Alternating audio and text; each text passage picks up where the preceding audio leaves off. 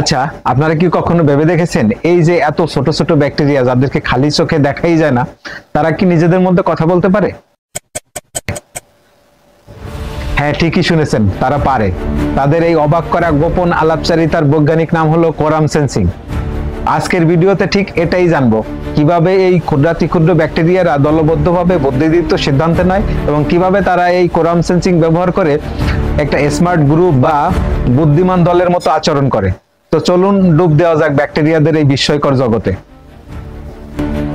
Quorum sensing হলো একটি প্রক্রিয়া যার মাধ্যমে ব্যাকটেরিয়ারা কেমিক্যাল সিগন্যাল ব্যবহার করে একে অপরের সঙ্গে যোগাযোগ করে এবং যার মাধ্যমে তারা নিজেদের ঘনত্ব বা সংখ্যা বুঝতে পারে এবং সেই অনুযায়ী তাদের আচরণ পরিবর্তন করে। উদাহরণস্বরূপ বলতে গেলে কোনো একটা যুদ্ধের আগ মুহূর্তে যদি কোনো দুই পক্ষের কোনো পক্ষ দেখে তাদের সৈন্য সংখ্যা কম আছে, তারা কিন্তু তাদের সৈন্য সংখ্যা বাড়ানোর আপ্রাণ চেষ্টা করে যাতে তারা এই যুদ্ধে হেরে না যায়। এতর উপর আমরা হামলা করব, আমরা ফোন দেন। তো ব্যাকটেরিয়ারাও ঠিক তাই করে, তারা পরিবেশে বিশেষ কিছু রাসায়নিক পদার্থ বা সিগন্যালিং মলিকুল নিঃসরণ করে। এই মলিকুলগুলোকে বলা হয় অটো ইন্ডিউসার। যখন ব্যাকটেরিয়ার সংখ্যা কম থাকে তখন এই অটো ইন্ডিউসারের সংখ্যা ঘনত্বও কম থাকে, ফলে ব্যাকটেরিয়ারা তেমন কোনো বিশেষ আচরণ দেখায় না। কিন্তু যখন ব্যাকটেরিয়ার সংখ্যা বাড়তে বাড়তে একটা নির্দিষ্ট পর্যায়ে পৌঁছায় তখন পরিবেশে অটো ইন্ডিউসারের ঘনত্ব অনেক বেড়ে যায়। এই অটো ইন্ডিউসারগুলো তখন ব্যাকটেরিয়ার কোষের বাইরে বা ভেতরে থাকা বিশেষ গ্রাহক বা রিসেপ্টর প্রোটিনের সাথে যুক্ত হয়, আর এই সংযোগের ফলে এই ব্যাকটেরিয়ার ভিতরে থাকা নির্দিষ্ট কিছু জিন চালু বা বন্ধ হয়ে যায়, অনেকটা একটা সুইচের মতো, যার ফলে পুরো ব্যাকটেরিয়া গোষ্ঠী মিলে একসাথে নতুন কোনো কাজ শুরু করতে পারে, যা একা একা করা সম্ভব ছিল না। এখন প্রশ্ন হলো, কোন কোন ব্যাকটেরিয়া এই কোরাম সেন্সিং ব্যবহার করে আর কেনই বা করে? বায়োলুমিনেসেন্স। বায়োলুমিনেসেন্সের সব থেকে ক্লাসিক উদাহরণ হলো ভিব্রিও ফিশারি নামের সামুদ্রিক ব্যাকটেরিয়া।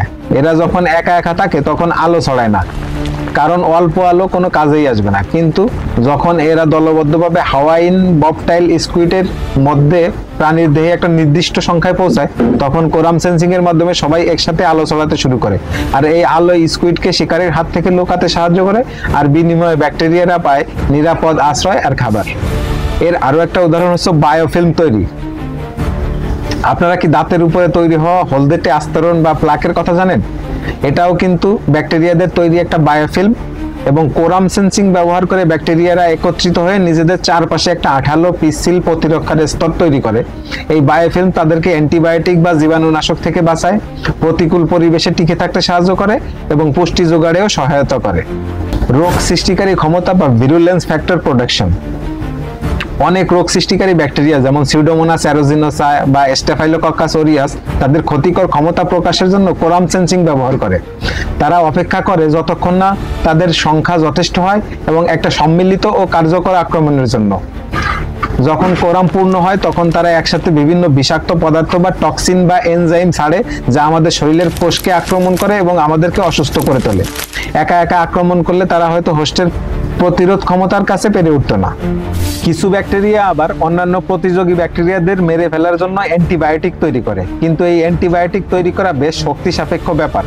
তাই তারা কোরাম সেন্সিং ব্যবহার করে নিশ্চিত হয় যে তাদের নিজেদের সংখ্যা যথেষ্ট এবং প্রতিপক্ষের সংখ্যাও চিন্তার কারণ। তখনই তারা অ্যান্টিবায়োটিক উৎপাদন শুরু করে। এই যে অটো ইন্ডিউসার বা সিগন্যালিং মলিকুল, এগুলা কিন্তু সব ব্যাকটেরিয়ার ক্ষেত্রে একরকম হয় না। বিভিন্ন প্রজাতির ব্যাকটেরিয়া বিভিন্ন ধরনের রাসায়নিক সংকেত ব্যবহার করে। যেমন গ্রাম নেগেটিভ ব্যাকটেরিয়াগুলো সাধারণত অ্যাসাইল হোমোসেরিন ল্যাকটোন জাতীয় সংকেত ব্যবহার করে, এবং গ্রাম পজিটিভ ব্যাকটেরিয়া সাধারণত ছোট ছোট অটো ইন্ডিউসিং পেপটাইড বা AIPS। এছাড়াও অটো ইন্ডিউসার 2 নামে একটি বিশেষ ধরনের সংকেত আছে যা বিভিন্ন প্রজাতির ব্যাকটেরিয়া গ্রাম পজিটিভ ও গ্রাম নেগেটিভ উভয়ের মধ্যে যোগাযোগের মাধ্যম হিসেবে কাজ করে। একে অনেক সময় ব্যাকটেরিয়াদের আন্তর্জাতিক ভাষা বা এসপেরান্তো বলা হয়। তাহলে বুঝতেই পারছেন ব্যাকটেরিয়াদের এই গোপন কথা জানা আমাদের জন্য কতটা গুরুত্বপূর্ণ। বিজ্ঞানীরা এখন এই জ্ঞানকে বিভিন্নভাবে কাজে লাগানোর চেষ্টা করছে, বিশেষ করে ইনফেকশন কন্ট্রোল।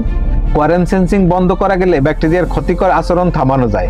কোরাম সেন্সিং লক্ষ্য করে নতুন ধরনের ওষুধ তৈরি করা যায়। বায়োটেকনোলজিতেও নতুন নতুন বায়ো ডিভাইস তৈরি করার ক্ষেত্রে এই কোরাম সেন্সিং এর জ্ঞানটা অনেক কাজে লাগে। তাহলে দেখলেন তো, এই অতি ক্ষুদ্র আণুবীক্ষণিক জীব ব্যাকটেরিয়ারাও নিজেদের মধ্যে যোগাযোগ করে দলবদ্ধ সিদ্ধান্ত নিয়ে কিভাবে নিজেদের অস্তিত্ব টিকিয়ে রাখে এবং আমাদের পরিবেশ এবং স্বাস্থ্যের উপর গভীর প্রভাব ফেলে। তো এই কোরাম সেন্সিং সত্যি প্রকৃতির এক অসাধারণ কৌশল। তো আজকের মতো এতটুকুই। কোরাম সেন্সিং নিয়ে আপনাদের কোনো মতামত অথবা প্রশ্ন থাকলে কমেন্ট করতে ভুলবেন না, এবং ভিডিওটি ভালো লাগলে বন্ধুদের সাথে শেয়ার করতে পারেন। ধন্যবাদ।